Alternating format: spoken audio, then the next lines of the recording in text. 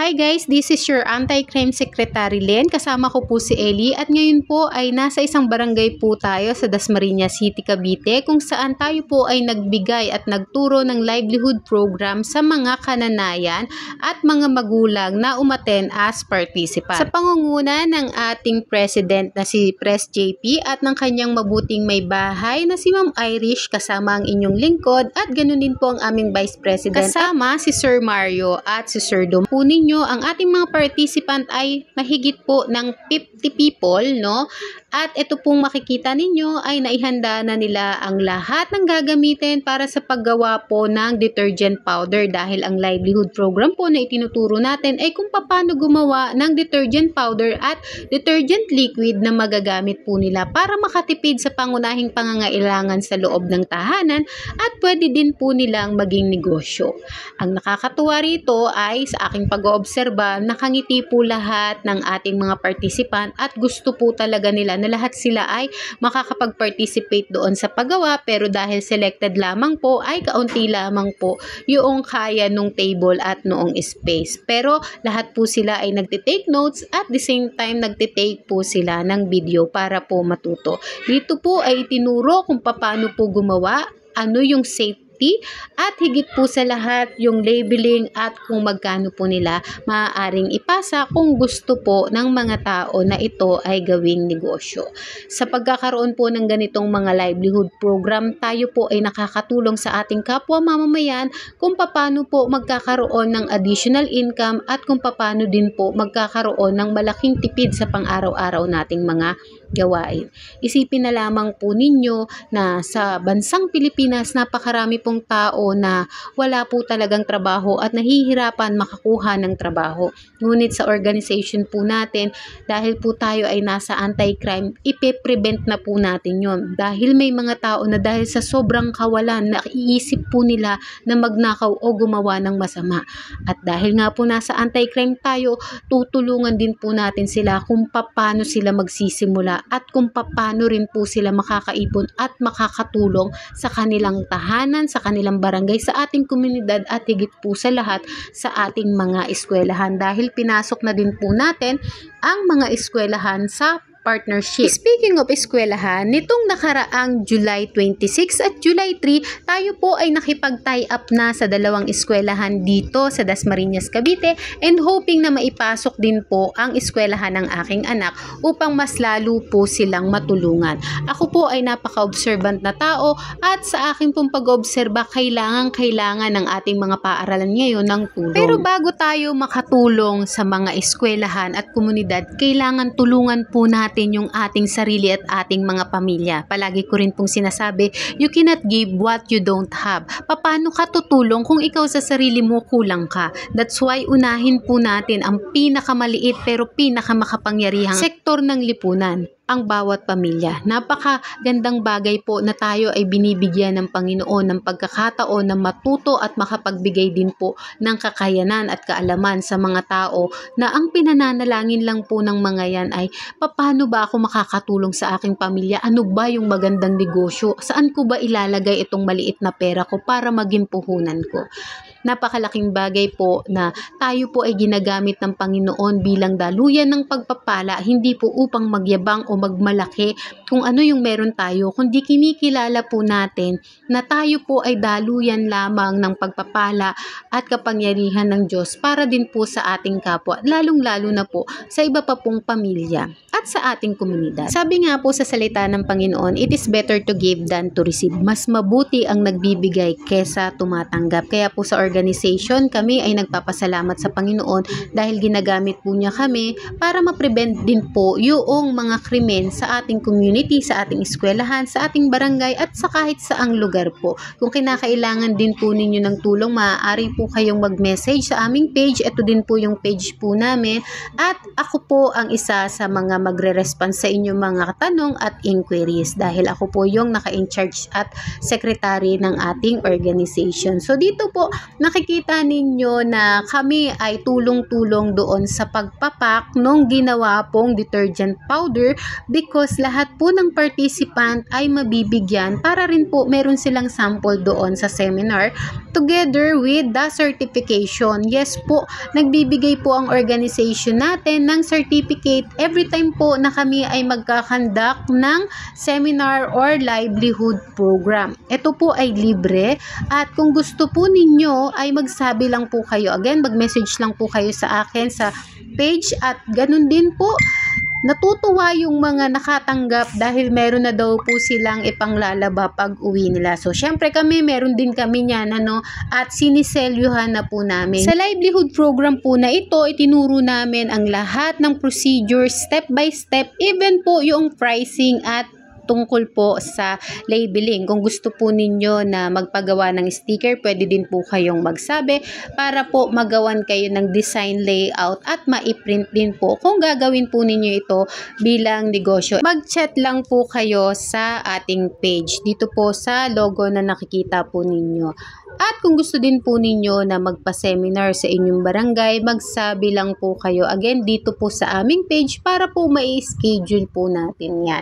At ganun din po, nakakatuwa dahil yung pong natapos natin yung powder detergent soap, lumipat naman po tayo sa pagtuturo ng liquid detergent kung saan po yung mga participant na hindi nakasama doon sa powder ay dito na po sila nag-participate sa paggawa ng liquid detergent soap. Yan po ang isa sa pinaka maganda doon sa ating seminar. Kung ilan po yung ituturo, pwede po nating i-divide yung mga participant para po kahit papano ay makita. So dahil po maliit lang yung aming lamesa, at least 5 o 10 po yung mga nandoon, salitan na lang po sila. Pwede po yan sa simula, ganitong procedure, ito muna, then next batch. Yun po yung ating ginagawa. Kung mas marami po, mas maganda po dahil mas maganda din po na lahat po ay nakikipag-participate. At the same time, binigyan din po natin sila ng step by step na procedure na susundin po nila. May printouts po kami na binigay sa kanila. So again, ang ating organization ay Force Multiplier under ng PNP. Meron po tayo sa iba't ibang parte ng Pilipinas at meron din po tayo sa iba't ibang parte ng mundo. So international po yung ating organization. Ito po ay ginagawa namin nung wala pong hinihintay na kapalit at hindi po kami nagyayabang, kundi kaya po namin ito ginagawa dahil gusto po namin na itaas ang Panginoon sa aming mga buhay at gusto po namin na makatulong sa ating komunidad, lalong-lalo na po sa pag-prevent nga po ng krimen. Isipin po ninyo, kapag po tayong mga tao ay may kanya-kanya pong pera at kaya po nating i-provide ang pangangailangan ng ating personal at ng ating mga anak, ng ating pamilya, sa isip nyo po ba, magagawa pa po ba ng ibang tao na gumawa ng krimen? Siyempre, hindi man lahat, pero mababawasan po yung krimen. Nababawasan yung kidnapping, pagnanakaw, paggamit ng droga o kung ano pa man na maaaring makasama sa ating mga kabataan at sa ating mga pamilya. Kaya po ini-encourage ko po ang bawat isa sa atin na kung gusto po ninyo na makatulong sa ating komunidad, we have to speak up for our truths, we have to stand on our ground na tayo po ay nasa tama, tayo po ay gagawa ng mabuti at ang ating prinsipyo ay ang tama ay tama at ang mali ay mali. Magtulungan po tayo para sa ikauunlad ng bawat pamilya, ng bawat barangay, ng bawat komunidad upang paglaki po ng ating mga anak, meron po tayong maiiwang legacy sa kanila.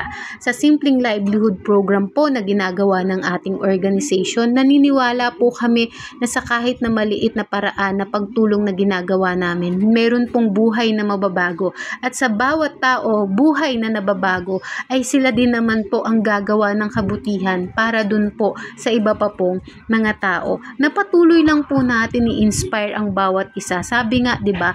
Pay it forward. Yung kabutihang ginawa sa'yo, bigyan mo yung iba. At yung iba naman ang tutulong at gagawa ng kabutihan. Huwag po nating ibablock yung blessing. Huwag po nating ibablock yung kabutihang pinadadaloy ng Panginoon sa atin.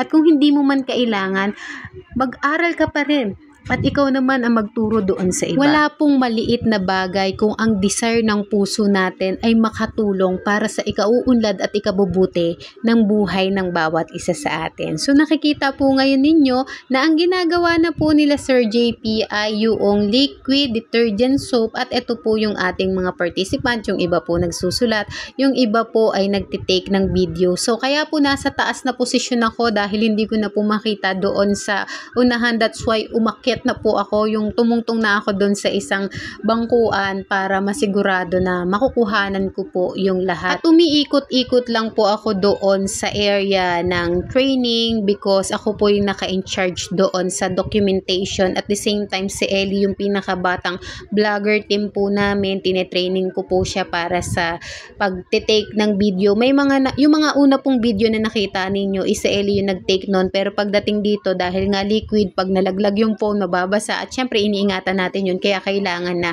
ako yung mag-take ng videos. At ang nakakatuwa po niyan is ang gumagawa na po, hinayaan na po nila Ma'am Irish na gumawa is yung mismong mga participant, ini-instruct na lang po sila para sila po mismo yung maka-experience nung paggawa, same doon sa ginawa po nila sa powder detergent. Ayan po, talaga pong merong participation yung ating mga tinuturuan. Kasi syempre, kami, sila Ma'am Irish, alam na po nila yan. So, dapat yung mga tinuturuan natin, ang hahayaan natin na mag-hands-on. Yan po yung kagandahan kapag po nagkakandak kami ng trainings. So, I hope mas marami pa po tayong maturuang tao, mas marami pa po tayo na matulungan. Ayan po, sinasabi rin po nila kung ano yung purpose ng bawat ingredients. Hindi po yan basta sinabi na, ito yung mga gagamitin, pag halu-haluin nyo, tapos hindi po ganon. Ine-explain po namin kung para saan at ano yung tama, maganda. At meron din po tayong question and answer portion. Syempre po, hindi po mawawala na ang mga participant po ay merong tanong sa kanilang isipan. Mas maganda po yun kung makakaabot po kayo sa aming mga trainings. Kung meron po kayong tanong, itanong po ninyo pagkatapos ng ating pagtuturo, para mabibigyan po natin ng pagkakataon na masagot at mas lalo pong lumawak yung inyong kakayanan. Ito po ay tinawag na si Kagawad para maghalo dahil nga po medyo mabigat yung paghahalo. Kasi medyo mahirap po talaga yung paghahalo, kailangan po ng puwersa, kaya tinawag po talaga si Kagawad. Pero meron na po kami na naka-prepare para yun naman po yung paglalagyan o isasalin doon sa mga ibibigay sa ating mga participants. So nakikita po ninyo talagang binibidyuhan ng ating mga participant yung tamang proseso at paggawa ng liquid detergent soap dahil ganun po sila ka-interesado. Syempre nga naman, ang laking tipid po niyan kung bibili pa po kayo sa sa palengke, 'di ba? Kung kaya naman nating gawin na po natin at maaari pa po tayong makatulong doon sa ating mga kapitbahay o kaya naman po sa ating ministeryo. Kung ano man yung ministeryong ipinagkaloob sa inyo ng Panginoon, ay maaari po ninyong magamit yung inyong mga talento para maging daluyan ng pagpapala. So ito po, natapos ng ipack yung lahat ng powder detergent, kaya nag-take muna ako ng picture para maganda din naman po yung ating documentation. At may mga nagtatanong din po sa akin, pero dahil po kailangan ng mga documentation na kagaya nito, ipinapasa ko po muna doon sa mga taong alam ko din po na makakasagot. At ito na po yung ginagawa natin na pagsasalin doon sa bote na pwede po nilang ibenta, pero yan po ay ipamimigay din po sa kanila. Kumbaga, tinuturo sa kanila yung paano magsalin ng tama, na hindi matatapon, na hindi masasayang yung kanilang pagod.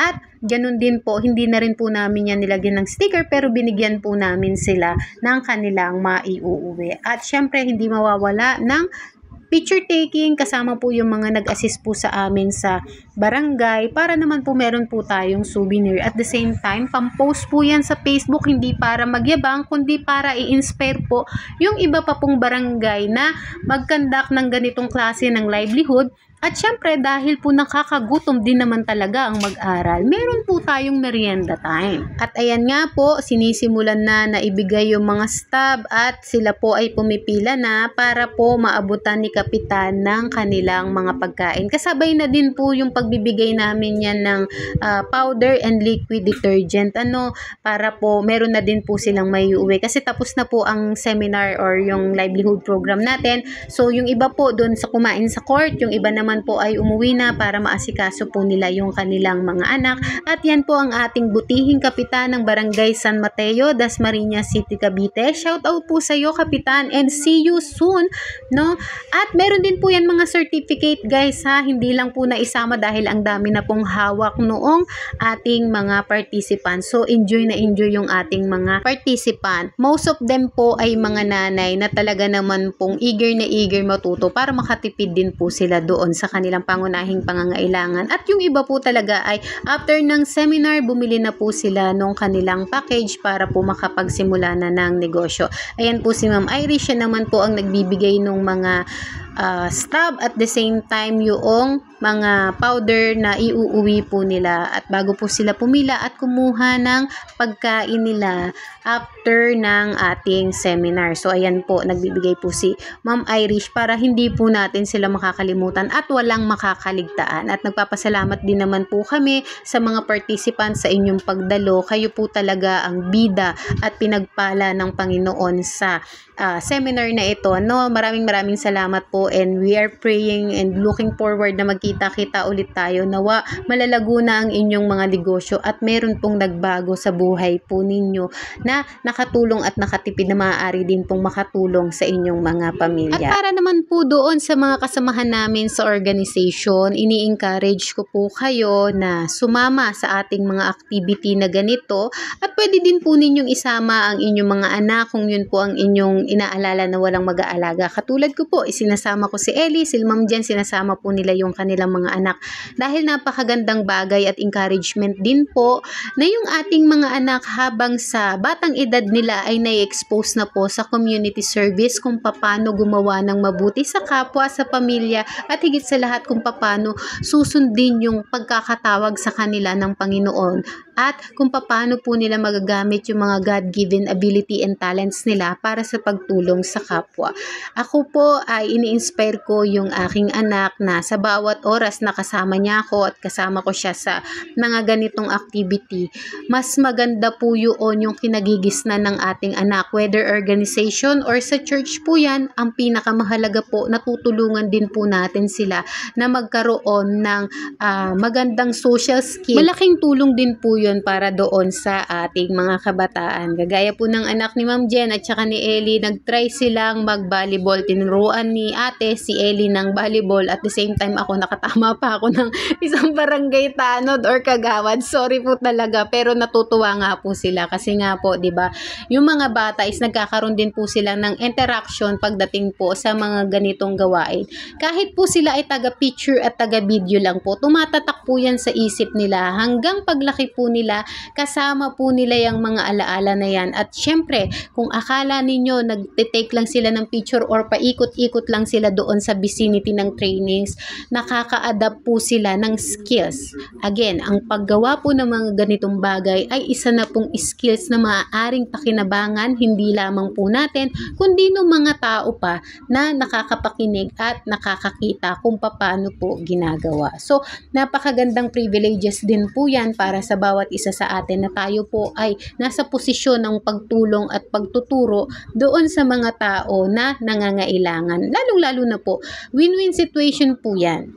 Nakapagturo kami, may naturuan kami, pareho tayong na-bless. Kaya po doon sa aming mga kasamahan sa organization, sumama po kayo, 1 oras, 2 oras po, kahit nga po 30 minutes lang.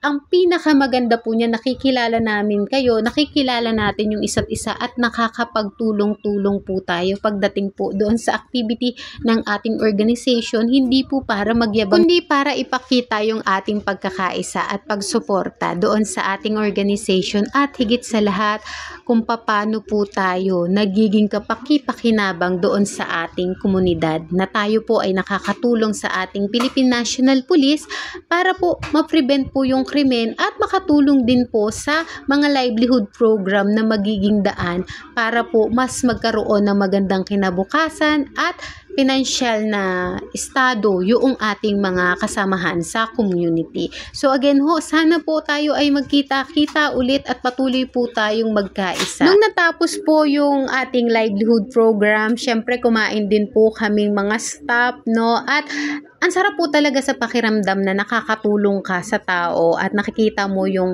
kanilang mga ngiti at pagkatapos bago sila umalis ay nagpapasalamat sila sa inyo at tayo naman ay nagbabalik sa kanila ng sa Diyos po ang papuri, parangal at pasasalamat dahil kami po ay daluyan lamang ng pagpapala, simpleng instrumento ng Panginoon. Without God, we are nothing. At syempre kayong mga kabataan ang aming inspirasyon dahil kayo yung susunod na henerasyon namin. Kaya lagi kayo magdadasal at nandito lang kami para tumulong at gumabay sa inyo. God bless everyone!